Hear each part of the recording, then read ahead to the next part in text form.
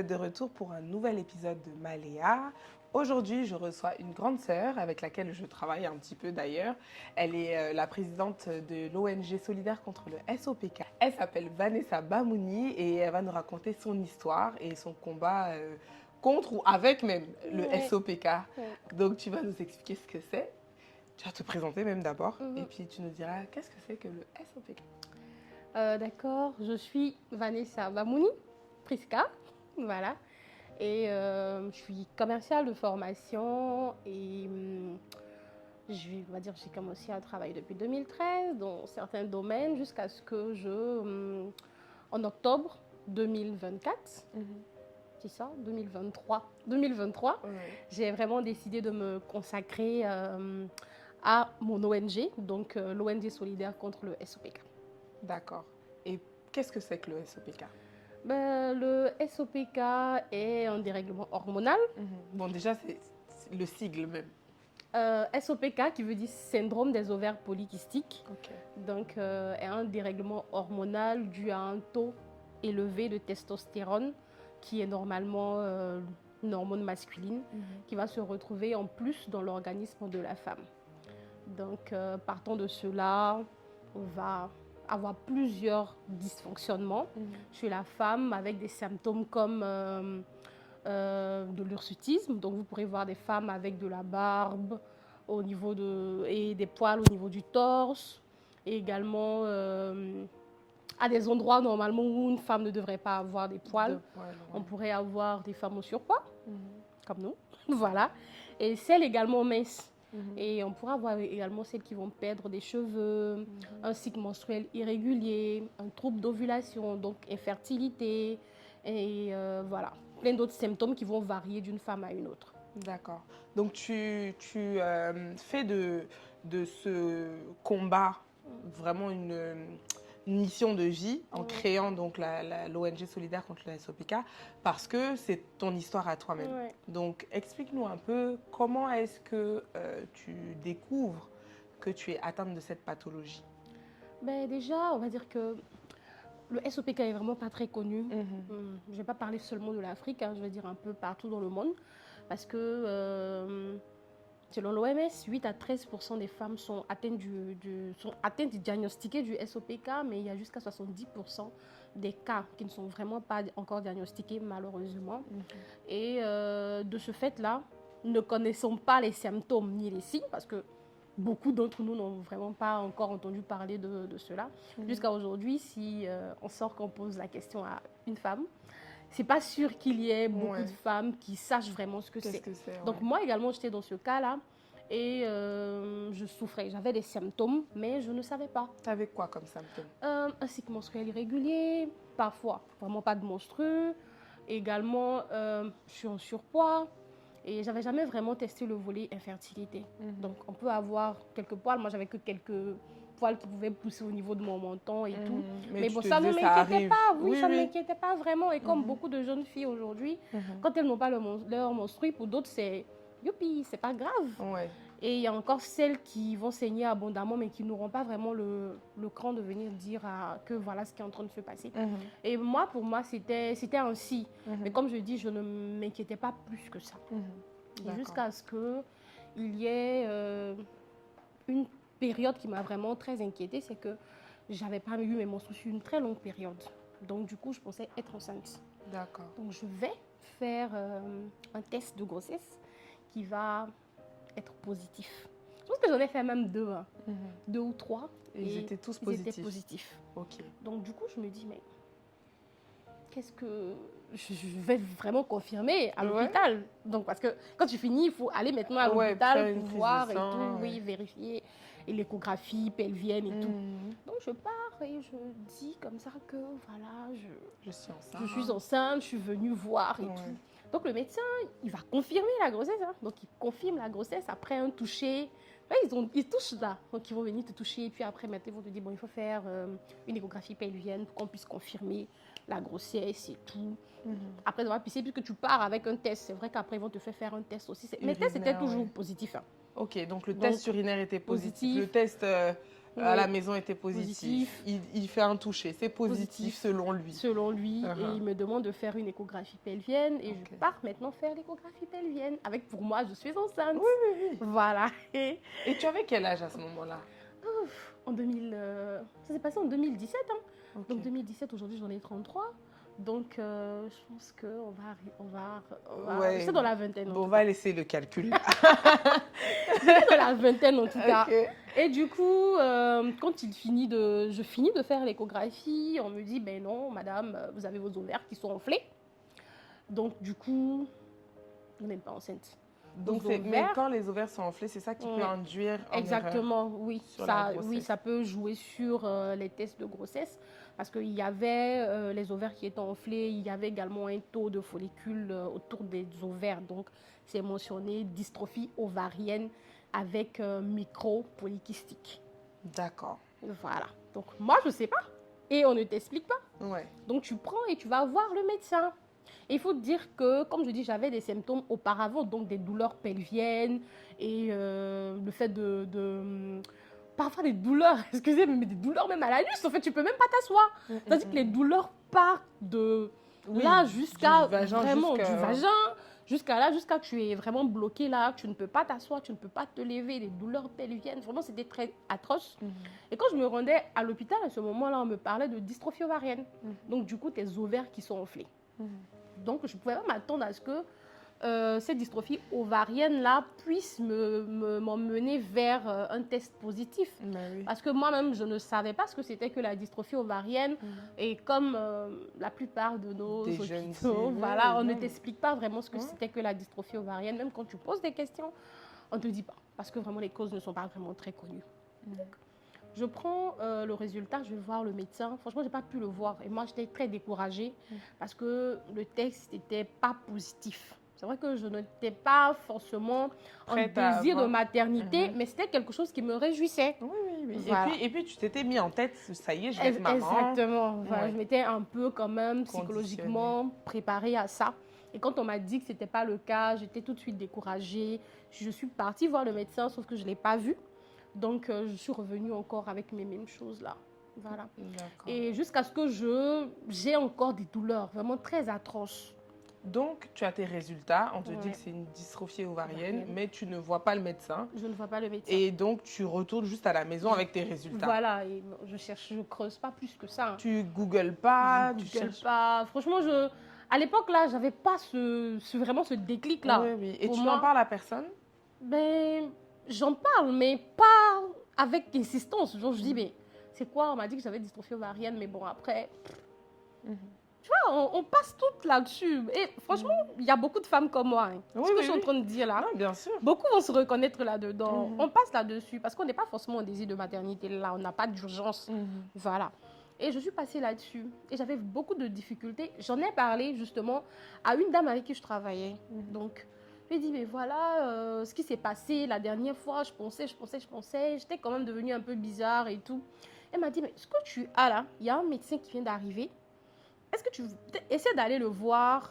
Peut-être qu'il pourra t'aider. Donc, c'est comme ça que je vais voir un médecin. Et c'est lui qui va maintenant faire des analyses et tout. Et quand il va finir, il va me dire, ah voilà, vous avez le SOPK. Pardon? Voilà, parce que c'est quoi le SOPK? Parce qu'aujourd'hui, là, on n'entend pas parler. Il y a des noms vraiment, il y a tellement de noms de maladies aujourd'hui que... Le SOPK, le nom même, rien qu'à l'évoquer, c'était compliqué. Dis, c'est quoi ça? Voilà, aujourd'hui, je peux le parler comme ça, mais à l'époque, sur le coup, quand il me dit, vous avez le SOPK, je dis, mais c'est quoi le SOPK? Et du coup, ça a été l'un des médecins qui a vraiment pris le temps de me dire, voilà le SOPK, voilà, c'est la première cause de l'infertilité de la femme. Est-ce que vous êtes en relation sérieuse? J'ai dit, mais oui, à l'époque, voilà. Est-ce que vous êtes dans une relation sérieuse? Oui. Alors, si c'est le cas, je pense que c'est comme ça qu'il me l'a annoncé, mais alors si c'est le cas, il va falloir commencer à penser à faire les essais bébés. Parce que vous avez moins de chances de pouvoir avoir des enfants de façon naturelle qu'une femme quelconque.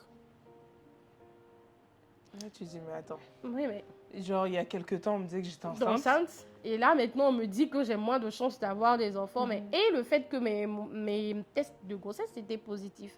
Je me dis que ça arrive avec le SOPK. Voilà, donc, il y a possibilité que les tests de grossesse soient positifs. Mais en Et effet... à ce moment-là, quand il te dit ça, qu'est-ce que... Tu penses à quoi? Tu te dis, effectivement, je dois faire les tests bébés? Ou est-ce que tu te dis, bon, il raconte sa vie? Qu'est-ce que tu te dis? Mais je t'assure que moi, j'ai rien entendu après. Franchement, j'étais dans le noir tout de suite. Parce que, comme plusieurs femmes, on espère vraiment pouvoir être maman, voilà, sans forcément beaucoup de complications.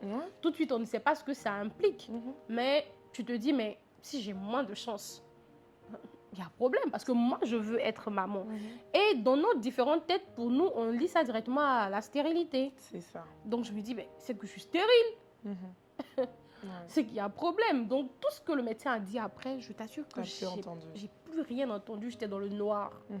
Et le médecin, il t'annonce ça, mais est-ce qu'il te donne des pistes de solutions ou est-ce qu'il te dit juste, tu as le SOPK, fais gaffe et au revoir madame? Ben non, comme je le dis, ce médecin-là, il a été très bien en me disant, voilà, vous avez moins de chance, mais si vous commencez maintenant, il y a des possibilités que vous soyez maman. Il va vraiment falloir faire ceci, comme perdre du poids. Il me donne les pistes de solutions qu'il y a pour pouvoir mieux vivre avec. Voilà, et aussi tu veux des enfants pour qu'on puisse t'accompagner, et également en mentionnant le fait qu'il y a des possibilités, par exemple, pour une personne atteinte de SOPK, d'avoir des enfants qui ne sont pas tout à fait normaux. Voilà, il explique vraiment en rentrant dans les détails, sauf que moi, je ne suis pas disposée à écouter tout ce qu'il est en train de me dire là. Parce que mon esprit n'est pas tout de suite là sur ce qu'il raconte. Et donc, à quel moment tu as le déclic alors? À quel moment tu te dis que bon, là, c'est quelque chose que je dois prendre au sérieux et je dois peut-être adapter ma façon de vivre à cette pathologie? Mais déjà, quand je sors, c'est vrai que je n'ai pas tout entendu, mais du moment où il a parlé d'infertilité, qui voulait dire pour moi stérilité, je me suis dit, mais quand je sors, il faut que je parle. Je veux tout de suite raconter aux personnes qui sont tout de suite à côté de moi. Donc j'appelle, voilà, tu sais, je viens de sortir de chez le médecin là, parce que tout... Bon, avec ma cousine, avec qui je suis très proche, donc je lui expliquais tout ce qui se passait. Donc je lui disais comme ça que je pars voir le médecin, tout ça. Donc quand je sors, c'est la première personne que j'appelle. Donc je lui raconte un peu. Bon, tu sens elle aussi qu'elle est un peu biaisée, quoi. Voilà, parce que elle aussi, elle ne connaît pas. Mais elle vraiment Google est son amie. Hein. Donc elle passe tout son temps à checker, elle cherche elle est tout. allée voir. Voilà, mais entre vivre une chose et puis imaginer une chose, c'est différent. C'est différent. Voilà, donc du coup, quand je lui ai expliqué, elle a essayé. Tu sens qu'elle vraiment faisait des efforts à me comprendre, mais tout le reste, c'était vraiment à gauche, quoi. Et la personne avec qui tu étais à ce moment-là? Ah, mais non, lui, il n'a pas compris. Vraiment, lui, là, il n'a pas accepté tout de suite. Là. Il me dit, mais non, mais pourquoi le médecin peut te dire ça? Le médecin, il ne sait pas si on est prêt. Donc, comment il peut te dire d'essayer de faire des bébés maintenant? Mais moi, je ne suis pas prêt. Qui t'a dit que je veux des enfants maintenant? Mais non. Mais donc, la première fois, quand tu pensais être enceinte, tu ne lui avais pas dit? Si, je lui avais dit, mais c'était un fait. Donc là, il était sur le fait accompli. Exactement. Du coup, il ne t'a pas montré que ce n'était pas son désir. Oui. Okay. Mais l'autre fois, là, c'est un médecin qui demande. Il dit, mais pourquoi le médecin, il peut te demander ça? Le médecin ne sait pas dans quelle situation est-ce qu'on se trouve. Donc, il n'a pas le droit. Donc, du coup, lui, il m'emmène vers un autre médecin. Ok. Il m'emmène aller voir un autre professeur qui va me dire, qui va confirmer le diagnostic et qui va me dire également, voilà, madame, voilà, c'est ça, c'est le SOPK. Et allez-y, vous prenez votre traitement. Si vous voulez avoir des enfants, revenez.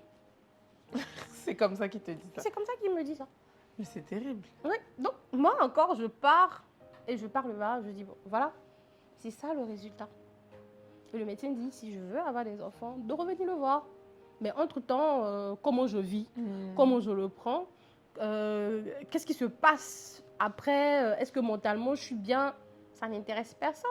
Mais est-ce que là, toi, tu réalises quand même que toutes les fois où tu as eu des dérèglements au niveau de tes menstrues, que ton surpoids, que parfois de temps en temps, Oui, les poils qui que je- poussaient oui, et que tout. je- Est-ce que tu ouais. réalisais que c'était lié à ça Oui, maintenant? oui, bien sûr, parce Ok. que j'avais également un trouble d'ovulation, un cycle menstruel irrégulier, parfois même absent, Mhm. et également le surpoids, parce qu'on va dire que je suis la plus grosse de ma famille. Mhm.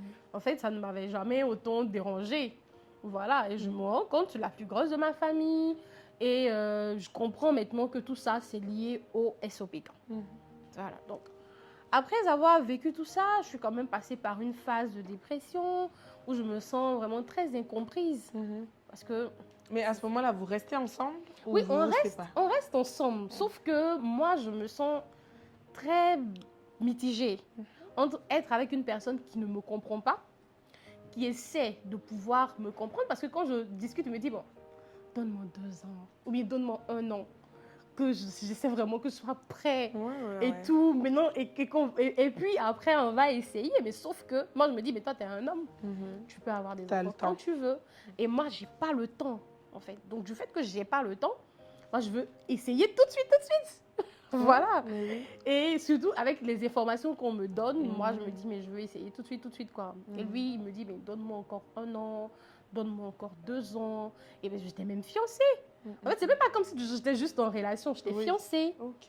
Voilà. D'accord. Et Et est-ce que donc t'en parles à ta cousine, t'en parles Ouais. à ton conjoint, ouais, est-ce que t'en parles à d'autres membres de ta famille? membre de ma famille, non. Non.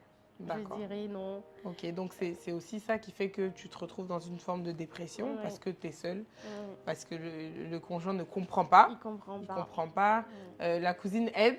Elle essaie, est le oui, Google, oui, etc. elle Elle essaie. essaye de comprendre. Mm, Mais c'est différent parce qu'elle ne vit pas ce que tu vis. Exactement. Donc, tu dis que le premier médecin que tu vois a été bienveillant, il t'a quand même donné des pistes de solutions. Mais est-ce qu'il inclut dans ces pistes de solutions un accompagnement Mais psychologique? non, mais non. Franchement, il n'inclut pas ça du tout. Mhm. Après, c'est vrai que je dis que c'est les 2 médecins qui ont confirmé, mais avant, eux, je suis passée chez plusieurs médecins. Mhm. Je suis passée chez plusieurs médecins sans vraiment avoir de réponse. On me donnait que des calmants. On me dit, ben voilà, tu pars, tu prends, ça se calme. Pour moi, c'était bon. Mhm. Sauf que je ne savais pas ce qu'il y avait derrière. Ouais. Donc,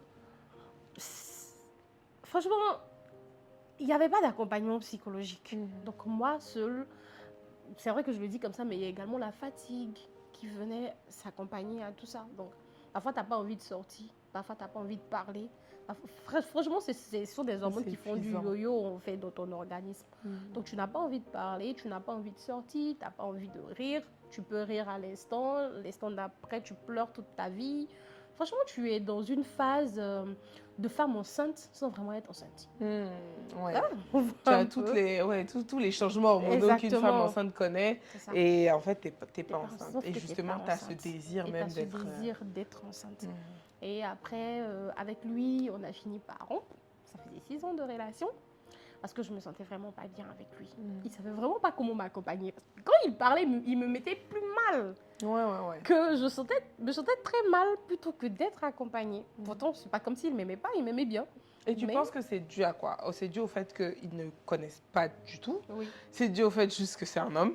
Et que donc, comme il ne vit pas Oui. ce que tu vis, parce qu'il est tellement détaché de ça que, bon, il se dit peut-être que tu exagères un peu. Oui. Je pense que oui. Et puis, quelque part, c'est quand toi-même, tu ne connais pas, ou bien quand toi-même, tu ne sais pas communiquer sur ce que tu as, c'est Mhm. difficile. Bah oui, parce que si tu maîtrises Oui. pas le sujet, comment tu veux Oui. communiquer à la Oui, personne ta vraie exactement. détresse? Oui, exactement. Parce que moi, j'essayais de le faire comprendre ce que je vivais Mhm. par des actions et tout, mais sauf qu'il ne comprenait pas tout de suite. Pour moi, je pense que c'est parce qu'il ne comprenait pas vraiment. Mhm. Et que moi aussi, je ne savais pas trop comment lui expliquer. Parce que je venais de découvrir. J'étais dans une phase d'acceptation. d'acceptation. Voilà, j'étais Mhm. dans une phase d'acceptation. Donc, il fallait que j'accepte ce que j'ai avant de pouvoir réussir à le communiquer à quelqu'un. Mhm. Et donc, c'est quoi le cheminement vers... Parce qu'aujourd'hui, tu es carrément une experte, je dirais, du SOPK. Donc, à quel moment tu te dis, bon, il faut que j'en sache plus Ouais. sur ce que j'ai. Mm. Il faut que je trouve des pistes de solutions moi-même parce que visiblement les médecins ne m'en donnent que grossièrement. Mhm. Comment je fais pour accepter et vivre avec et trouver des vraies solutions qui sont adaptées à moi? Au début, quand on me posait des questions, j'essayais d'expliquer. Mais c'était compliqué. Parce que moi-même, avec les thèmes un peu vraiment très compliqués aussi, avec la façon dont j'expliquais, je me sentais vraiment bête et ridicule et beaucoup incomprise. Et les personnes aussi, comme je le dis, elles ne connaissent pas. Donc quand tu dis SOPK, on ne connaît pas. Donc je me dis, mais moi je suis en train de vivre quelque chose ici. Je me sens vraiment comme venue de Mars. Donc je pense qu'il y a quelque part des personnes qui vivent les mêmes choses que moi. Mais peut-être qu'elles ne savent pas. Ou peut-être même qu'elles ont du mal à l'exprimer. Et ce serait bien d'avoir quelqu'un qui vit la même chose que soi. Donc du coup, je commence à mettre en place, d'abord ça a été sur les différents réseaux sociaux comme Facebook et tout. Donc je crée la page Facebook et je commence à recevoir des messages. Pas seulement de la Côte d'Ivoire, hein, mais d'un peu partout.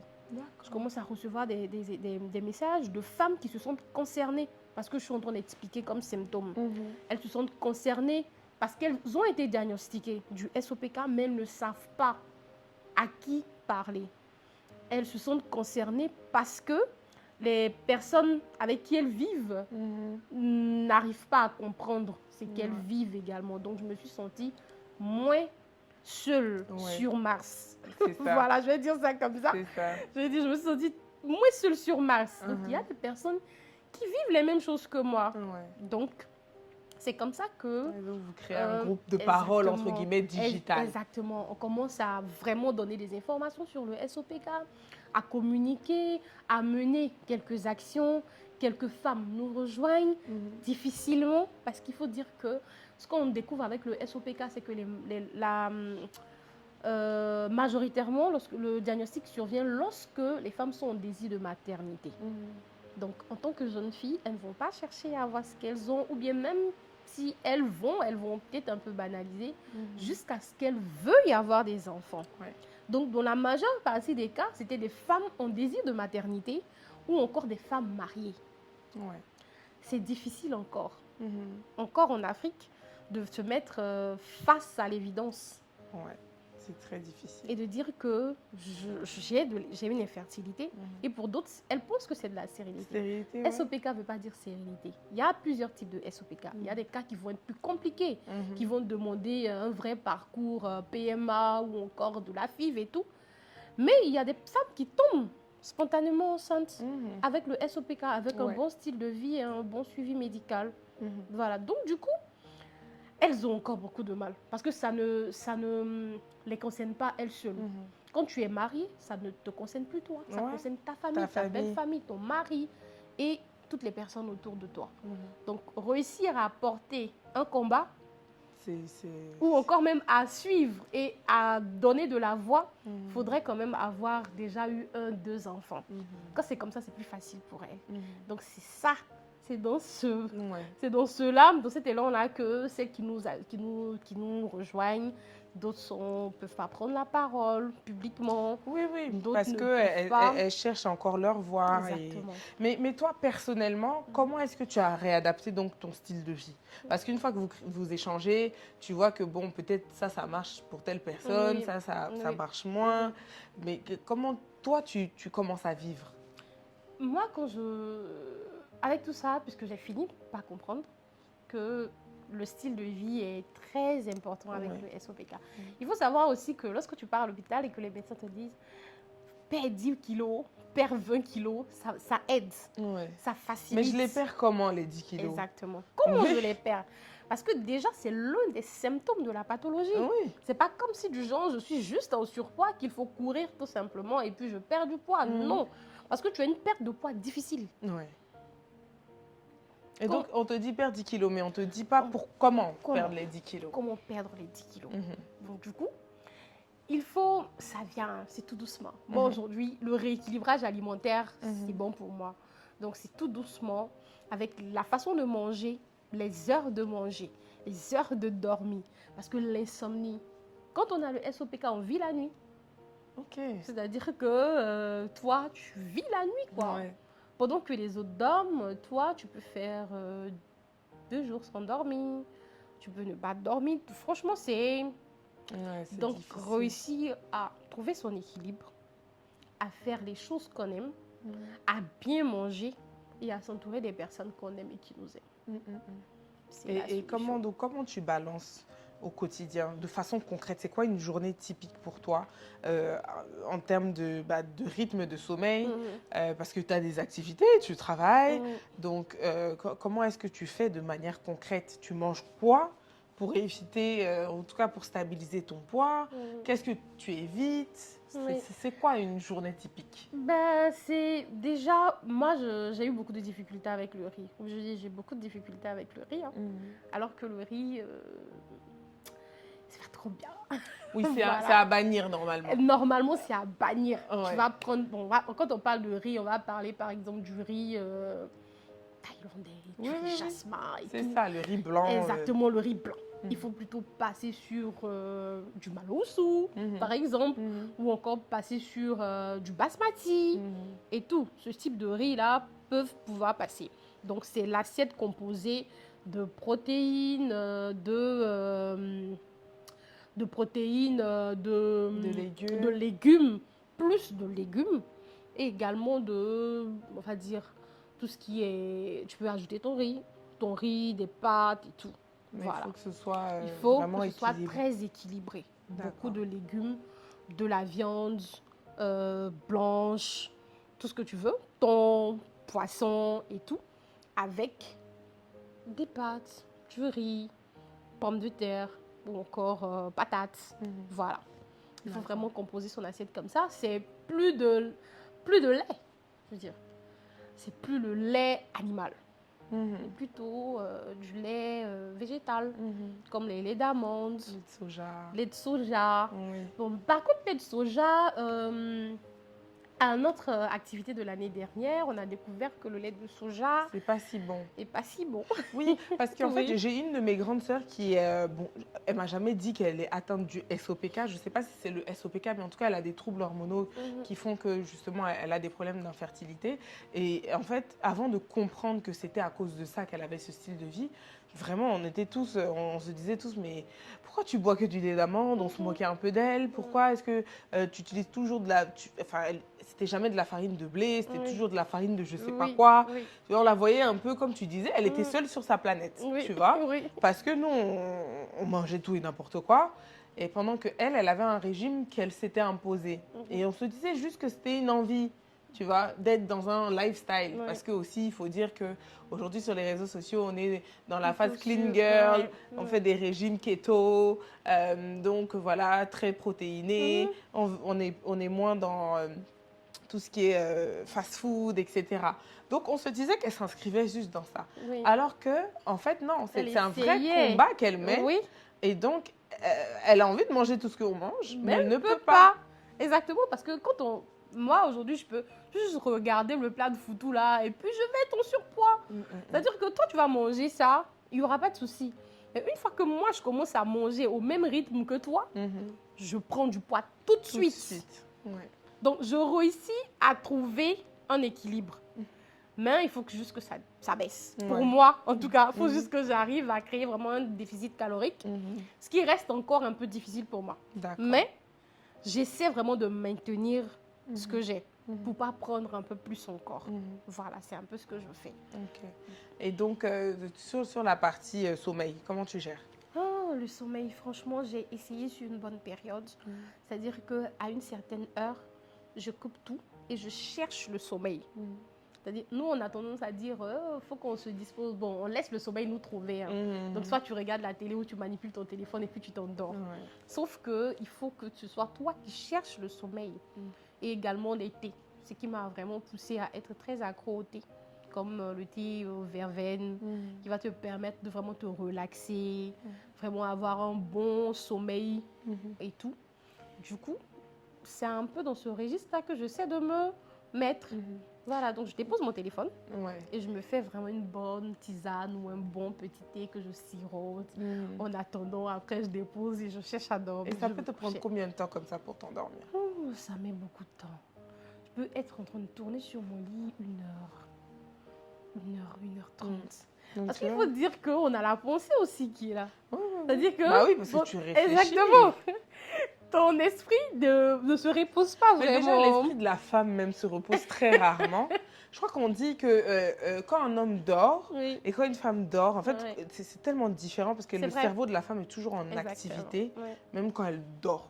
Parce qu'on dort Oui, c'est jamais, en vrai. fait. Oui, c'est vrai. Donc, C'est vrai. sûrement qu'avec le SOPK, bah, ton activité cérébrale est encore plus décuplée. Franchement, c'est vraiment compliqué. Mais il faut dire que quand j'essaie vraiment de faire ça, ça marche. Mhm. Je dors et que je me réveille. Quand tu te réveilles, le lendemain, tu te sens mieux. Mais est-ce que tu dirais que, en fait, tu dors assez? Non. Non. Pas dormir assez. Je n'arrivais pas. Comme je dis, mais là, ça va. Ça va. Oui, mais je n'arrivais pas à dormir assez. Alors que quand tu ne dors pas assez, tu es fatigué. Mhm. Quand tu es fatigué, tu n'es pas très productif. Mhm. Mais là, ça va. Ça commence à aller. Et est-ce que, parce qu'on est des femmes, hein, et quand on a le SOPK, ça joue aussi sur notre féminité. Exactement. Parce que tu disais au début que c'est justement l'hormone masculine, la testostérone, qui est décuplée chez nous et qui ne devrait pas l'être autant. Oui. Et donc, ça joue sur la féminité, Oui. ça joue sur notre rapport avec les hommes. hommes. Ouais.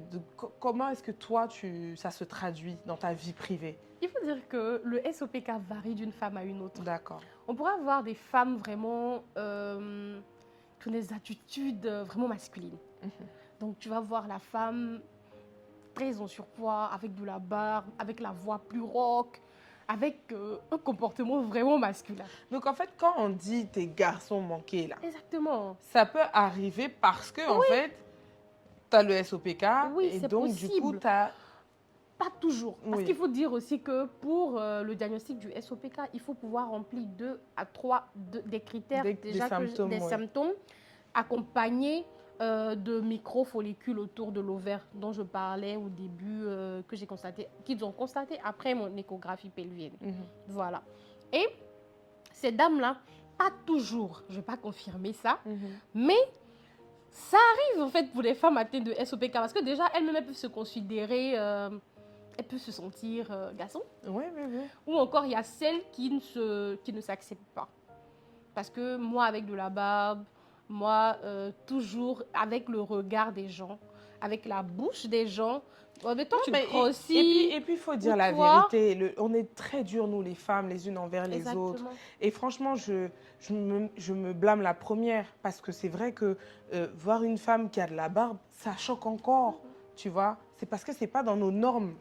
C'est pas dans les normes de la société de voir une femme. Ça fait partie des critères de beauté. C'est ça. Une femme avec de la barbe, c'est compliqué pour les autres. Et les autres femmes, comme tu le dis, elles sont plus sévères. Exactement, on est plus sévère. Et moi, récemment, cet été, j'étais en vacances et j'étais dans une piscine publique et il y a une dame qui était vraiment velue, elle était vraiment poilue et tout le monde la regardait. Et vraiment, hein, c'est parce que je venais de te rencontrer et tu m'avais un peu parlé du SOPK et tout. Donc, j'ai été sensible à ne pas juger. Voilà, à ne pas la juger, à ne pas la regarder longuement et tout. Parce que je me suis dit, mais ça se fait pas. Mais peut-être que je l'aurais rencontrée 2-3 mois avant. J'aurais été de celles qui allaient la regarder en disant, mais c'est quoi ça? Pourquoi est-ce que... Et tu vois, malheureusement, on est comme ça. On est comme ça et... C'est aussi... surtout les femmes. Hein. Surtout les femmes, les hommes, ils ne regardent même pas ça. Ouais. Les hommes, ils ne regardent pas ça. À moins qu'ils aient une attirance pour toi et qu'ensuite ils se rendent compte que tu as ça. Mais au départ, comme ça, de façon, voilà, tu fais ta vie, tu es dans une piscine, ils ne vont pas te calculer, quoi. Mais nous, on va être là à pointer du doigt et tout. Donc vraiment, soyons indulgentes les unes envers les autres. C'est vraiment pas facile de vivre en communauté avec les femmes. C'est vraiment pas facile. Et comme tu le dis, je profite, c'est vrai que je donne les détails au fur et à mesure. Le SOPK, il y a vraiment beaucoup de... je veux dire, pour faire le diagnostic, ça se fait vraiment par critère d'élimination. Parce qu'il y a d'autres maladies qui peuvent ressembler au SOPK. Oui, donc les symptômes peuvent ressembler aux symptômes de d'autres maladies. Donc on va vraiment faire des recherches. vérifier un bilan hormonal et tout ça, pour vraiment vérifier tout ce qu'il faut avant de te donner le diagnostic du SOPK. Donc, ce n'est pas seulement ce qu'on a cité là qui vont vraiment dire non, j'ai le SOPK et tout, parce qu'il y a vraiment de faux SOPK aussi.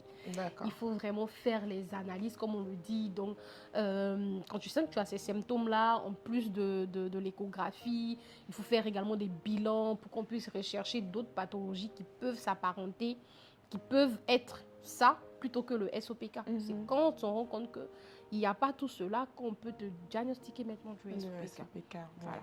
Et donc, ici, en Côte d'Ivoire, donc, tu as l'ONG Solidaire contre le SOPK, tu as certainement d'autres organisations aussi qui mènent ce combat-là. Est-ce que tu dirais qu'aujourd'hui, le SOPK est connu? Ou est-ce que c'est toujours... Mais non. Le SOPK n'est vraiment pas connu. C'est vraiment... Mais quand je dis vraiment pas connu, soit connu ou banalisé. Ok. Voilà, je vais le dire comme ça parce que dans d'autres domaines, c'est connu, mais banalisé. C'est-à-dire que tant que ce n'est pas vraiment très invalidant, très handicapant et qu'on ne voit pas que tu es en train de mourir, on ne considère pas. Pourtant, il y a des complications avec le SOPK, diabète de type 2, AVC et tout ça. Même donc la pathologie en elle-même n'est pas mortelle, mais les symptômes peuvent apporter d'autres maladies qui sont mortelles. C'est exactement ça. Mais c'est vraiment pas connu, c'est encore très difficile. En parler, c'est très difficile pour certaines femmes, surtout comme je le dis, elles sont en désir de maternité. Donc c'est vraiment difficile pour une femme aujourd'hui d'en parler. Donc on reste toujours sur le volet tabou de la pathologie. Voilà. On a un peu survolé ma question sur l'intimité. Les femmes, je ne sais pas si on va parler de ton cas précis ou des femmes qui sont dans l'ONG que tu rencontres au quotidien. Comment est-ce qu'on arrive à être intime quand même, avoir des relations stables quand on est atteint du SOPK? Et déjà, il faut s'aimer pour permettre à l'autre de s'aimer ou se sentir bien dans l'intimité. Mais si tu as des difficultés toi-même et que tu ne t'aimes pas et que tu n'aimes pas celle que tu vois dans le miroir, c'est difficile au niveau de l'intimité. Donc la majeure partie du temps avec le SOPK, l'infertilité, hommes et femmes, c'est toujours difficile. Tu vas les voir, ils ne sont pas très à l'aise sexuellement parlant. C'est vraiment difficile avec monsieur parce qu'elle-même, elle n'arrive pas vraiment à s'émouvoir ou encore elle ne s'aime pas et tout, encore on est frigide. Vraiment, c'est et puis souvent, elles n'expliquent pas aussi à leur partenaire. C'est vraiment difficile à expliquer. Et surtout quand tu expliques que tu ne te sens pas comprise. Ouais, là, c'est encore pire. Oui, parce que tu expliques, tu as l'impression de... La communication, c'est pas communiquer juste pour communiquer, c'est communiquer, se faire comprendre. Sinon, si on communique, qu'on nous entend simplement, c'est pas de la communication. Tu parles, tu communiques pas. Dans le vide. Exactement, tu parles. Alors que quand tu communiques, que tu te sens comprise, tu te sens mieux parce que tu te sens écoutée. Tu te sens comprise, tu te sens entendue, tu te sens soutenue et tout ça. Voilà, donc je pense que c'est encore très difficile encore à ce niveau-là. Et donc, quelles sont les actions que l'ONG mène pour justement accompagner ces femmes-là qui sont atteintes du SOPK? Et déjà, nous, on fait de la sensibilisation. On maximise la sensibilisation parce que quand tu as les formations, quand tu es sensibilisé sur quelque chose, tu essaies de voir, tu essaies vraiment de voir ça dans ton quotidien. Et ça t'emmène à te poser des questions, à savoir est-ce que j'ai le SOPK? Donc la sensibilisation, l'information, c'est déjà dans ce but-là. Parce que 70% des cas, comme je le disais, ne sont pas diagnostiqués. Parce que nous-mêmes, soit on ne fait pas attention, soit ça ne nous intéresse pas, soit on minimise ou on banalise tout ça. Parce que la femme a tendance à ne pas écouter son corps. Comme on nous dit aujourd'hui, les douleurs menstruelles et tout, les règles qu'on doit supporter parce qu'on nous a toujours dit que c'est normal. La femme doit supporter, alors que non. Aucune douleur n'est normale. Une fois que vous ne vous sentez pas bien, c'est qu'il y a anomalie quelque part. Il faut se rendre à l'hôpital. C'est ce qu'on essaie de communiquer aussi. On essaie de dire aux dames, limitez les pilules de lendemain. Désolée de le dire comme ça, mais les pilules de lendemain, là, ça se prend au moins 2 fois dans l'année. On ne prend pas les pilules de lendemain comme on prend un bonbon. Régulier. Voilà, ça dérègle le cycle hormonal. ça dérègle vraiment tout à l'intérieur, je vais dire ça comme ça. Donc, pour se permettre de dérégler comme ça son cycle, il faudrait vraiment avoir de bonnes raisons. Ouais. Voilà. Et on fait de la sensibilisation sur la question de santé sexuelle et reproductive même. On essaie de pouvoir sensibiliser, éduquer, accompagner les femmes qui sont atteintes ou celles qui veulent se faire diagnostiquer. Parce qu'on a de l'errance médicale sur la question. Donc, on essaie vraiment de les orienter. On essaie encore avec la prise en charge du fait qu'on n'ait pas vraiment des formations sur les causes et tout ça. La prise en charge est encore complexe. Donc, on essaie vraiment de les accompagner là-dedans. Et celles qui sont en désir de maternité, on les oriente vers les personnes adéquates qui pourront les aider, ou des jeunes filles aussi qui doivent être intéressées par la question, parce que ce n'est pas toujours quand elles veulent faire des enfants qu'elles doivent s'intéresser à ça. Et quand tu es jeune fille, que tu ne veux pas avoir des enfants, il y a une possibilité de pouvoir t'accompagner à avoir une bonne hygiène de vie et bien vivre avec le SOPK. D'accord. Donc, déjà, bravo. Bravo pour cette initiative que tu entreprends avec l'ONG. Merci de partager ton histoire avec nous. Je sais qu'on avait essayé d'avoir d'autres personnes de l'ONG. C'est toujours difficile, malgré le fait qu'elles font partie d'un groupe de femmes. C'est toujours difficile quand même de venir s'asseoir et de parler ouvertement de ça. Donc, je salue encore une fois l'accompagnement de l'ONG et surtout il y a aussi l'accompagnement psychologique là que vous apportez. Ah oui, c'est vrai. Que je veux vraiment qu'on parle de ça parce que c'est ce qui te manquait même toi. Oui, déjà c'est ce qui me manquait et c'est également le fait de me sentir comprise. Pour une petite anecdote, c'est qu'il y a des femmes, par exemple, il y a une fois où j'avais laissé mon numéro quelque part dans mes tournées. Et il y a une dame qui m'a appelée. Donc, du coup, je suis obligée d'être psychologue malgré moi. Oui, non, mais c'est ça. En fait, tu deviens leur psychologue. Oui. Et elle appelle. Et pour elle, elle avait l'impression de devenir folle. Parce que quand elle expliquait, il n'y avait absolument personne qui comprenait. On lui disait que c'était normal. Pourtant, la dame sentait qu'elle n'était pas bien. Elle sent qu'il y a quelque chose qui ne va pas, mais on lui dit que tout va bien. Du coup, quand elle m'appelle et elle m'explique son cas, et que je dis, mais oui, je te comprends, en fait, le SOPK, c'est comme ça. Et c'est comme ça qu'on vit, nous toutes, avec le SOPK. Mais tu vois, la dame, elle pleure à chaudes larmes.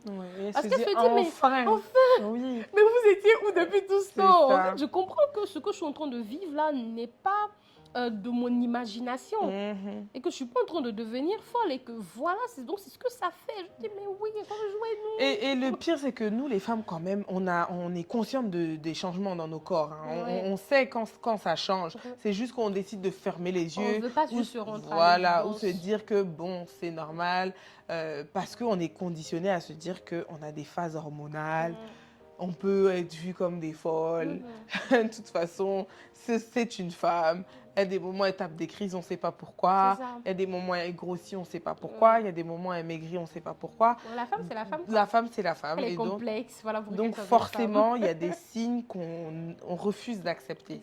Et l'autre point, c'est cette histoire de médecin qui nous dit il n'y a rien là. Ça, vraiment, moi, s'il y a une chose qui m'énerve, c'est ça. Parce que ma sœur, c'est exactement ce qu'elle me disait. Elle m'a dit, je suis allée voir plein de médecins et partout dans le monde. C'est pas juste en Afrique, que ce soit en Europe, dans plusieurs pays européens, aux États-Unis, elle en a vu des médecins, mais qui n'ont jamais été précis dans leur diagnostic, qui n'ont jamais poussé le diagnostic jusqu'au bout et qui ont attendu que ce soit vraiment grave, qu'elle ait dû se faire opérer pour qu'on lui dise, ok, bon, là en fait, t'as un truc. Ça commence à être compliqué, c'est vrai. Et franchement, c'est beaucoup comme ça avec d'autres médecins, une société patriarcale qui encore ne donne pas beaucoup d'explications à la femme, qui ne maîtrise pas encore certaines pathologies concernant la femme et tout. Ça reste encore un peu complexe. On va juste vers des médicaments, prenez ça et c'est bon. Tu ne poses pas de questions, prends et pars. Voilà, non, il faut vraiment qu'on délie les langues, que les médecins comprennent que c'est vrai, vous n'avez pas forcément des formations de psychologue, mais vous êtes le premier psychologue de votre patient. Mais aujourd'hui, on a réussi à avoir des psychologues avec nous, de sorte à ce que, en mettant même des plateformes comme des groupes de parole qu'on tient une fois dans le mois pour permettre à des femmes, donc on est toutes sur la question de l'infertilité, c'est pas seulement le SOPK, donc elles peuvent venir si elles se sentent vraiment touchées par la chose, par le volet infertilité. nous sommes toutes là, nous racontons ce que nous vivons au quotidien. On a des psychologues qui sont présents aussi, qui écoutent, qui essaient vraiment de les apaiser. Voilà. Tu viens, tu prends un bon bol d'air frais, tu vides ton sac et tu repars encore avec tes challenges. C'est ça. Et tu reviens encore le mois prochain. On a tout simplement permis ça parce qu'on voit combien de fois c'est compliqué. Et on se retrouve pour qu'elle, au moins, elle sache qu'elle n'est pas seule. Qu'une femme sache qu'elle n'est pas seule et qu'il y a d'autres femmes qui sont atteintes. Parce que la dépression, ça tue aussi. Exactement. Non, là, c'est pas aussi. Parce que même dans l'association, on a celles qui ont déjà essayé des tentatives de suicide.